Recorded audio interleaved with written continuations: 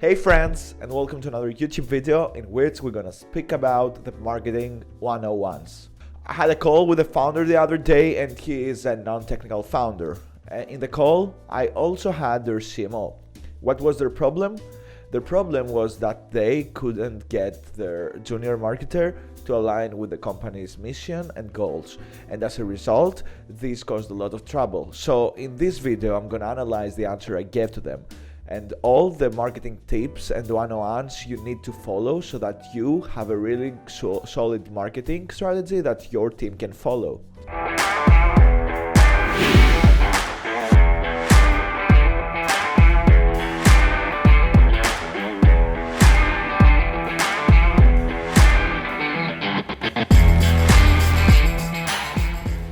Before we start, I'd like to introduce myself. I'm Theo Kanellopoulos from Planet Growth, where we help rebellious B2B founders reach 1 million ARR in 12 months using sales and marketing systems. So if you're a founder and you're trying to reach that milestone for your company, I'm sharing videos every week. So subscribe to see all this content to grow your business. So how does a startup kick off with marketing?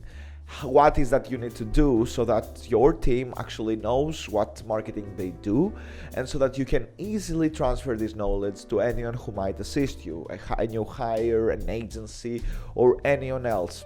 And how do you achieve that?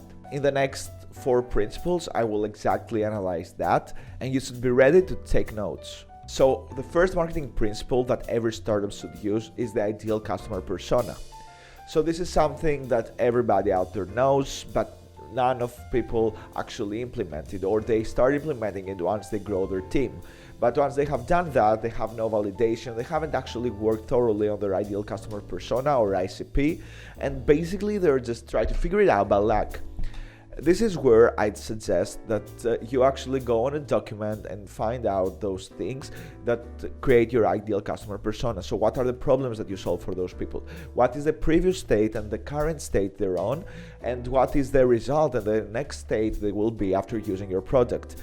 Map out also their demographics and characteristics. Maybe in a B2B world, those things don't play such an influence, but still it's useful to know to who people you speak, to which people you speak, right? So just take the action and actually map that out in a paper or in a Miro board, and just make sure that these things are solidified. Once you have that in place, then you can start testing and validating those personas. If you're an early stage startup, try to do that with outreach and try to validate it rapidly. If you're a later stage startup, then I guess you already have an ideal customer persona, but you need to solidify that messaging around that persona so that you distribute it across all your channels. But anything that you do, make sure that you actually have a persona before doing it. If not, that means that your campaign is not speaking to anyone, and not speaking to anyone is bad ROI. Principle number 2, have a solidified funnel strategy. And this is something that every company struggles because they do not understand what funnel is. And one of the people that actually found out funnels, Richard Branson, the guy from ClickFunnels, has explicitly said that before and before. It's actually understanding the next step that someone should take so that they buy your product. So instead of just trying to target everyone with a specific message and trying to get them to book a demo, try to just educate them around each step and one step at a time. What do I mean? Well, let me give you an example here, because I think that this will make things much simpler. So let's see an example. Imagine you're an HR software for hiring for scale-up companies. Well, we have a well-defined persona in my example, right? A well-defined product, you see, and a well-defined problem that you actually solve.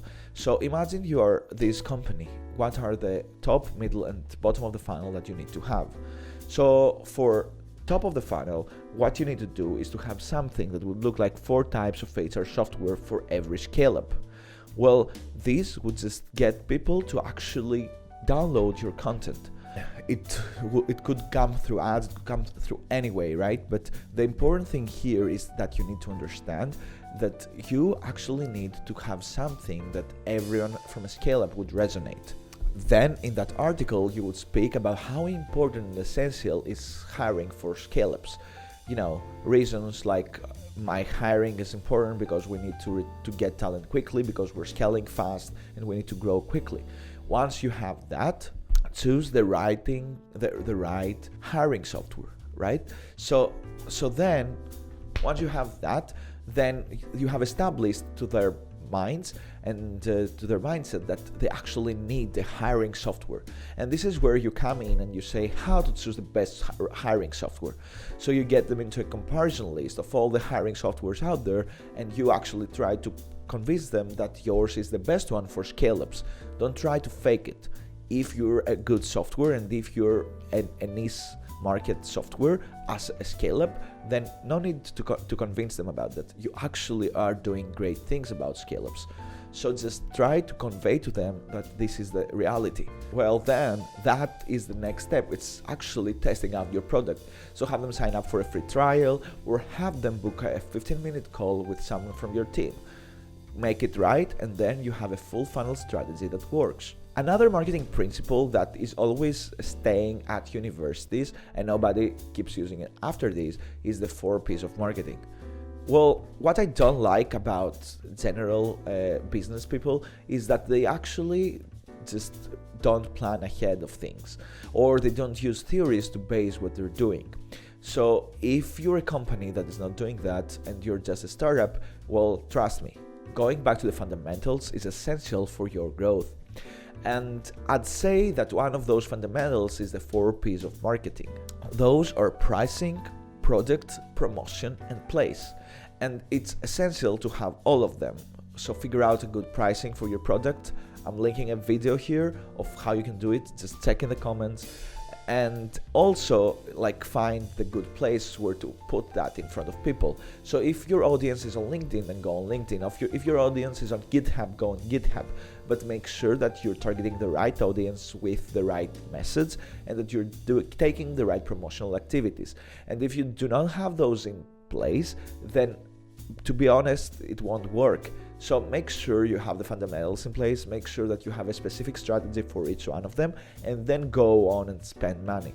Then it's principle number 4, and this is something that is also overlooked a lot by marketing departments or by early stage founders. It is actually taking the time and putting out a marketing plan. So a marketing plan is actually a guided plan that shows all the things that the marketing department should ensure so that the campaign is successful. It's not a calendar. This is not the marketing plan. This is a social media posting calendar. This is something else. But a marketing plan is when you launch a campaign, what are the essential things that you need to do ahead, and what are the results that you expect to get out of this campaign.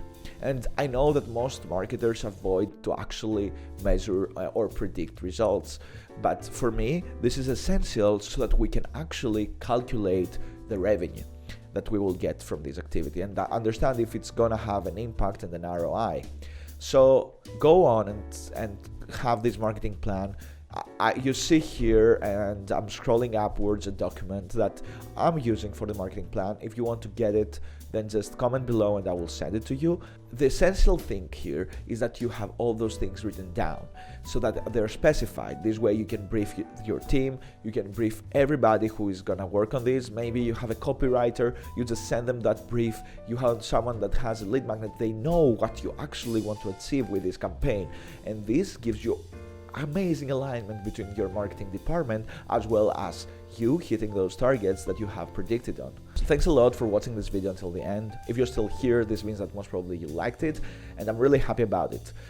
If you want to see more like this content, subscribe to this channel and like this video so that I know that it's actually useful for you.